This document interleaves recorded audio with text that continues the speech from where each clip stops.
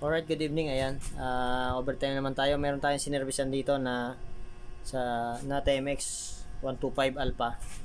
Kapitbahay ko lang to dito sa Taguig. Ayan, i-vlog muna natin bago natin i-fix yung mga wiring nya.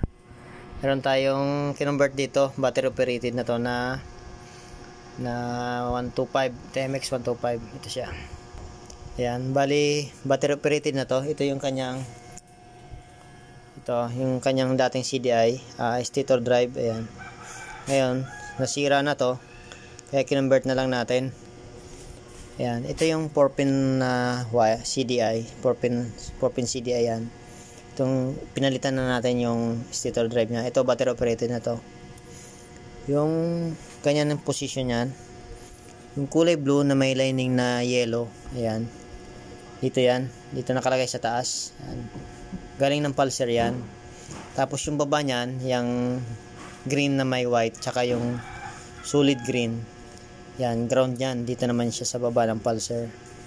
Yung nandoon sa may taas naman, ayan, yung green yellow, ayan, papunta ng ignition coil. Dito green yellow yan, ayan, papunta ng ignition coil.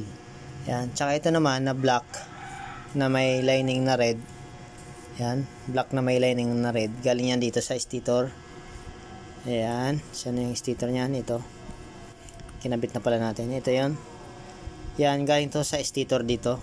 Ngayon battery operated na yung ating CDI, kaya itong black na may lining na red, kinabit natin siya sa accessories wire dito sa itim. Ito, yung itim na yan ay accessories wire yan. Ayan, sukatin natin, tingnan natin yan.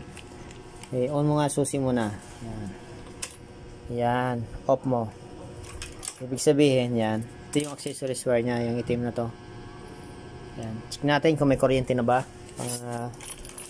Yan, papanda rin na pala natin kasi yan na to eh, kinabit na yung spark plug cap. Yan, ayos na siya. One click na, one click. Yan, thank you sa aking customer, pre. Thank you. Salamat. Ayos.